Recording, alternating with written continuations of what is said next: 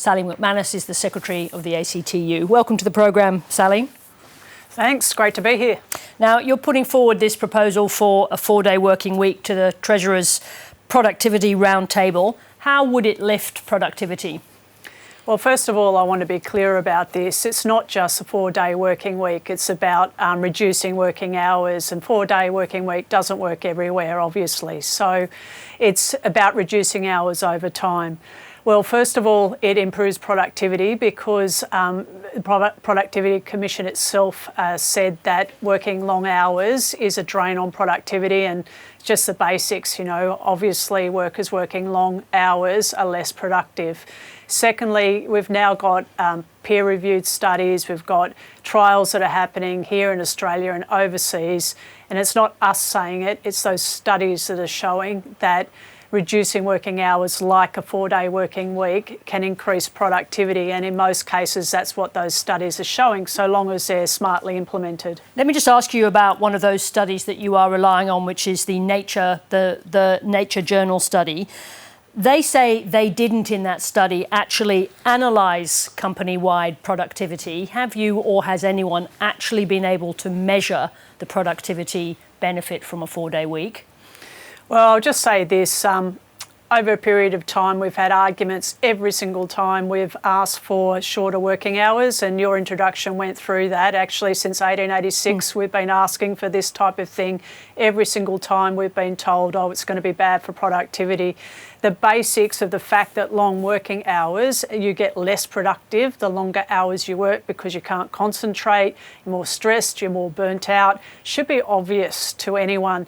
And on one hand, we have this whole debate about AI where, you know, some people are saying that that's going to lead to jobs being lost, no need to have workers anymore because AI is going to do it all.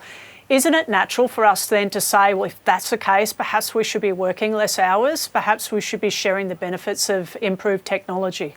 Now, you want, what the ACTU is saying today is that you want improvements with productivity, some of those that you're talking about in relation to AI, to be fairly shared with workers. But aren't you getting ahead of yourselves at the moment, because there is no productivity lift? We're still in a productivity crisis. So what are you offering to tackle that productivity crisis apart from a change to working hours? Sarah, I'd say we should spend just as much time talking about making sure that productivity gains are fairly shared than we should about improving it. And I say that because the last 25 years, working people in Australia have not fairly shared in productivity increases. We would be much better off, working people, your average working person, $350 a week, better off if we fairly shared.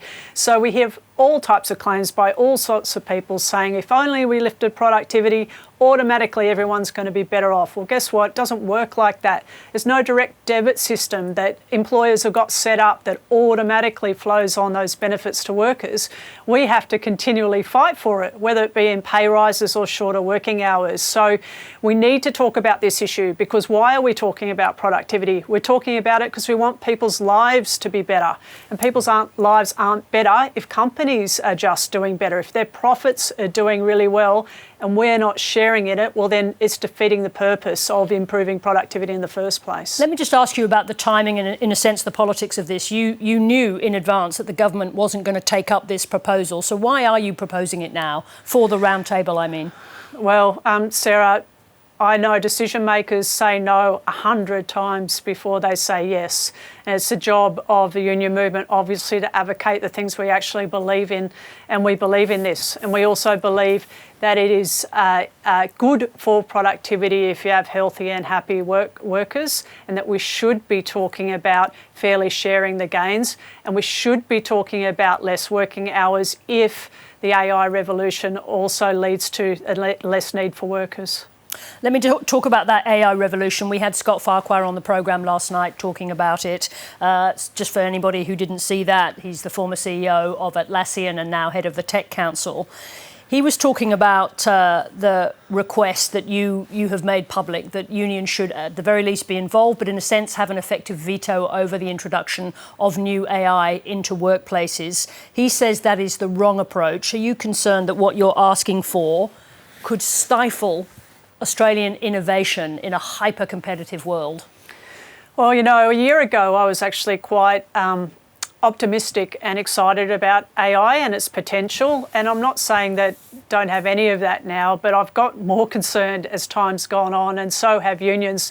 And the reason is because we've seen, you know, the first adopters of this, actually the big US tech companies, which are just brutally laying off people. We want to avoid that. AI could be very, very good for us, or it could be very, very bad for us. And that will depend on who is making the decisions. And what we're asking for is a say in those decisions. Well, you're asking, Sal, if I may, you're asking for more than a say, because you're asking for that say to be mandatory. So you're not just asking to make a contribution to a debate, you're asking for something more than that. It's already mandatory for employers to consult workers when. So why do you need more powers when it comes to AI? So the difference with AI is that it gets introduced, and then we are dealing with, or workers are dealing with, the consequences, which are job losses, which is at the point where they start consulting. What we are saying is that you should consult with your workers and reach agreement on the things that they're going to really be worried about, like their jobs, and are they going to be retrained, and what about their privacy and their data, when you make the decision to introduce AI. And we say that this is a good thing for companies as well, because workers are going to want to embrace something. If you take away their base fears of losing their job, of having their data stolen, of all of those things, you're going to have the good implementation of AI, not one where people are fearful and also, quite frankly, resentful of AI coming and taking their jobs and being imposed on them.